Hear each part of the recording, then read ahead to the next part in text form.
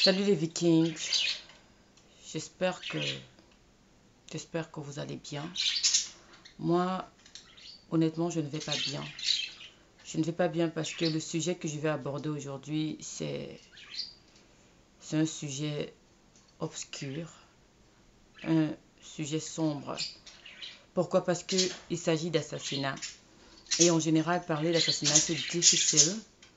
Mais quand il s'agit d'un enfant, un enfant de 6 ans, un innocent, c'est encore plus difficile. Mais il y a malheureusement des sujets sur lesquels on ne peut ne pas se prononcer parce que ce serait comme participer, comme être complice. Et c'est pour ça que j'ai choisi d'en parler. J'ai d'ailleurs posté ça récemment. Pourtant, j'aime souvent être en retrait. Mais là, c'est un sujet qui me noirci parce que j'ai des enfants, j'ai des petits-enfants de cet âge-là. Quand un film d'horreur sort de notre petit écran pour devenir une réalité digne d'un film d'horreur dans lequel Jason s'appelle Moafo, ça fait froid dans le dos. Il y a des jours où l'âme humaine semble sombrer si profondément que même les mots peinent à exprimer l'horreur. Un homme, père d'enfants, père d'une slameuse bien connue, j'ai nommé l'idole. Si vous ne la connaissez pas, c'est une slameuse très connue, très talentueuse et très suivie. Qui a ôté la vie, son père a ôté la vie à un enfant.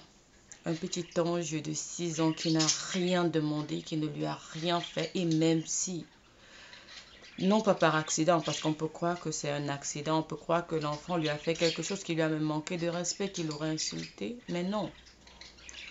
À la suite d'un simple conflit entre adultes, plus grave encore, cet homme était l'ami de son père. Donc le père de l'idole, l'assassin, est l'ami du père de la victime. Et c'est avec lui qu'ils ont eu une altercation. Et pire, cet assassin a tué il y a 2 semaines un autre homme. Et je ne sais pas comment, on dit souvent si on t'explique le Cameroun et tu comprends, c'est qu'on t'a mal expliqué. Ça, c'est la preuve. Parce qu'il a assassiné quelqu'un il y a 2 semaines et il est encore libre et ça ne gêne personne, quoi. Je ne comprends pas. Je veux bien comprendre. Comment est-ce qu'on en est arrivé là? Comment peut-on en 2025 assassiner un enfant et porter fièrement l'arme du crime, convaincu qu'il ne se passera rien? Un enfant.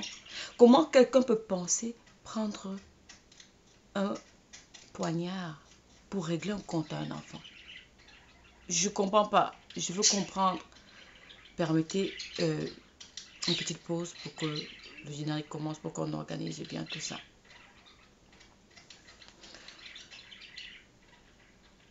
Vous savez, on dit souvent, quand le silence de la justice, c'est une autorisation implicite. Comprenez bien, le silence de la justice, c'est une autorisation implicite. Là où la justice se tait, ça veut dire que c'est permis. Alors si tu tues, on ne te fait rien. Mais tu vas encore tuer. C'est la simple logique. Quand la loi ne punit pas, elle instruit. C'est aussi simple que ça. La preuve, les faits parlent d'eux-mêmes. Si 2 semaines avant, il avait tué et il était en prison, Mathis serait encore en vie. Mais non, au lieu de ça, le Cameroun a regardé.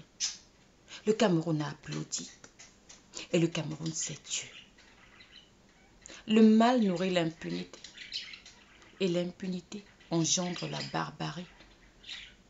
Quand un homme peut aller prendre un poignard contre un enfant de 6 ans, un homme de plus de 50 ans, ça va au-delà de la lâcheté, ça va au-delà de la méchanceté, ça n'a pas de terme pour expliquer cela. Tragédie et même pitié. Salomon n'aurait pas laissé un tel homme vaguer libre. Parce qu'une société qui protège l'innocent doit aussi savoir arrêter le mal à la source. En fait, voici ce qui s'est passé. Il y a dans la ville de Yaoundé, Ngouakele, le quartier comme on l'appelle, deux amis voisins. Ils sont en fait reconnus pour être des braqueurs apparemment du quartier, mais des personnes d'apparence respectable, mais qui ont un passé douteux et qui n'ont peut-être pas de travail parce qu'on les reconnaît comme violents, on les reconnaît comme les maîtres du terre. Alors ils sont dans un bar, un maquis, en train de boire, ils consomment l'alcool, tout va bien jusqu'à ce que on ne peut pas l'expliquer, quelque chose éclate et il y a une altercation entre les deux. Qui est le plus fort? Qui est le maître du quartier? Ok, on va voir ça. Alors, il y aura un échange entre les deux. Ils vont se battre apparemment. Malheureusement, la bagarre qui opposait Nwafo, l'assassin, et Paulin, le père de la victime, va faire faveur à Paulin. Paulin va prendre le dessus et ruer de coups Monsieur Nwafo, assassin. Lorsqu'il va le ruer de coups, l'homme se sentant honteux, l'assassin se sentant honteux, apparemment, je dis apparemment parce que ça c'est ce que j'ai écouté, j'ai lu sur les réseaux sociaux, se sentant honteux, il va donc aller et se lever et menacer Paulin en lui disant qu'il va lui arracher ses 3 fils. Ça veut dire qu'il a eu le temps de penser. Je souhaite que ce soit une fausse information. Si c'est une fausse information, je viendrai faire un erratum, mais c'est là pour dire que non, c'était pas vrai. Mais c'est ce qui a été dit. Donc, il se lève, il se fâche, il se lève. Il laisse son ami au bas. Puisque c'est des amis. C'est des amis, on sont les durs du quartier, comme on les appelle. Ceux qui imposent le respect, les personnes qu'on ne provoque pas, les personnes dont on a peur parce que c'est des personnes qui sont très... c'est des personnes malhonnêtes en fait. Juste ça. Alors, il va se lever de son plein gré, conscient de tous ses actes, de toute sa tête, dans toute sa tête là, il va marcher. Il va aller chez lui, je parle de Monsieur Nwafo. Il va aller se saisir d'une arme blanche apparemment empoisonnée ou pas, peu importe, ça n'a pas d'importance en fait. Il va prendre ce couteau, se rendre plus tard chez la famille du monsieur avec lequel il vient de se battre. Parce qu'il sait, étant donné que c'est un tonton, c'est un autre papa. Il va alors aller essayer d'en finir avec les enfants. Les deux aînés étant plus avertis et aguerris ont eu la chance de s'échapper et d'aller s'enfermer l'un dans la toilette et l'autre dans la chambre. Il va se saisir du petit qui était innocent, qui ne pouvait pas se défendre et le petit de crier « Non, tonton, ne me tue pas, ne me tue pas, papa, arrête ». Il a essayé de calmer, mais je ne sais pas si c'est la colère ou si c'est le démon qui avait pris ce monsieur. Il va d'abord apparemment entailler le bras à l'enfant. L'enfant va se battre. Mais comme si ça ne suffisait pas, puisqu'il avait promis d'en finir avec cet enfant, il va lui mettre le couteau dans le cou. L'enfant va continuer de se battre jusqu'à ce qu'il arrive à l'hôpital errant de l'âme. L'enfant de 6 ans n'était pas une menace. Il n'était que le symbole de paix, un symbole de Dieu. Ce poignard ne lui a pas ôté la vie. Il a transpercé l'espoir de tout un peuple. Et cet enfant meurt parce que M. Nwafo voulait se venger de Paulin, son père, en oubliant que lui-même, il avait des enfants dont on peut également se venger. Ceci dit, si aujourd'hui, on lève un instrument pour faire du mal à sa fille, est-ce qu'on serait différent de lui? C'est la question que je me pose, c'est la question que je vous pose. Dans ce genre de cas, qu'est-ce qu'on fait? À mon avis, je le dis parce que peut-être je n'ai pas la peine de cette mère. Parce que si moi j'avais la peine de cette mère, je ne veux même pas dire ici devant ce que j'aurais fait. Je préfère ne pas. Mais je dis, pour cet enfant, pour ne pas être comme lui. Mais vous savez aussi que Moïse a dit, œil pour œil, dent pour dent.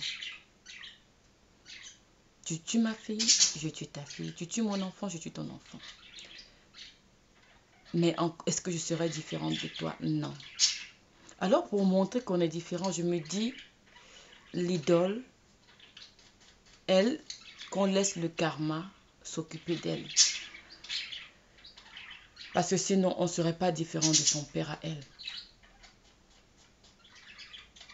Sauf que la seule chose qui m'a dérangée, c'est que lorsque j'ai écouté sa sortie, je n'ai en aucun cas vu qu'elle a demandé pardon pour les actes de son père. Même si ça ne va pas rapporter la vie de cet enfant. Quand l'orgueil des adultes devient meurtrier, deux hommes se sont disputés. L'enfant n'était pas là. Ils étaient juste à deux avec leur bande. Ils se sont disputés. Et un enfant meurt. Comment on explique ça? Où est la sagesse dans tout cela? Les anciens disaient souvent que quand les éléphants se battent, c'est l'herbe qui s'ouvre. Mais aujourd'hui, ce n'est pas l'herbe. Cette herbe-là, c'est Matisse. Cette herbe-là, c'est un enfant de 6 ans. Comment un père, un adulte peut sortir le couteau sur un enfant? Ça ne fait pas de sens. Il y a un problème. Est-ce qu'il était dérangé? Est-ce qu'il était possédé? Parce que lorsqu'il finit sa sale besogne, il essaye d'attraper les autres enfants pour leur faire du mal. Et c'est lorsqu'ils ont crié qu'on est venu les secourir. Il aurait fini avec les enfants. Et même quand on veut l'arrêter, bon monsieur continue de menacer. Avant d'être rué de coups et conduit à l'hôpital inconsciemment. Excusez-moi, que Dieu me pardonne, mais il mérite la peine de mort. Parce que je vois perpétuité de quoi? Pour qu'il sortit-tu encore? Il mérite la peine de mort. Et si c'était mon père, oh oui, j'allais pleurer, j'allais m'agenouiller, j'allais dire, papa, va et repose en paix, tu as mal fait. Salomon disait que la sagesse commence par la crainte de Dieu. Et si nous avons perdu toute peur du juste et du sacré, alors nous ne sommes plus une société, nous sommes une jungle. Le crime devient un spectacle. Et la souffrance des familles, un détail. Parce que je vois des gens qui disent, oh, du courage à l'idole. L'idole a quel problème?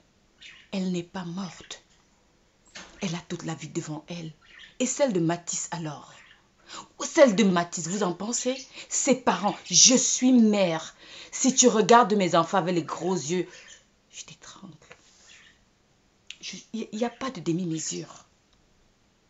Il n'y a pas de demi-mesure. Je deviens folle, je pète un câble. Et on me dit, l'idole, oh, tout le monde est tourné vers l'idole. Mais non, en temps normal, on ne doit même pas la citer. On doit penser seulement à l'enfant qui est mort.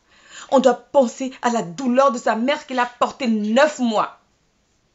Un enfant est mort, pas par accident. Je ne sais même pas si on appelle ça méchanceté. Et nous, en tant qu'êtres vivants, en tant que vivants, nous devons refuser de continuer à vivre comme si rien ne s'était passé. Que justice soit faite. Mémoire doit être honorée. Et conscience doit s'éveiller. La vraie paix ne vient pas du silence, mais du courage de dire non à la barbarie. Je souhaite beaucoup de courage à cette famille. Je ne veux même pas imaginer ce que je ferais à leur place. D'imaginer qu'on m'enlève un enfant comme ça. Non, non. L'idole, ce n'est pas l'idole. L'idole n'a rien à voir pour l'instant. Pour l'instant, il s'agit de Matisse. Il s'agit d'un être humain, un enfant qui a été enlevé à la vie par un homme, un adulte qui était censé le protéger. Et si tu penses que ce drame ne doit pas rester un fait divers, oublié, partage ce message. Fais entendre ta voix pour ce petit ange dont la vie a été volée. De la façon la plus atroce qui ne mérite même pas d'être décrite parce que ce serait comme faire...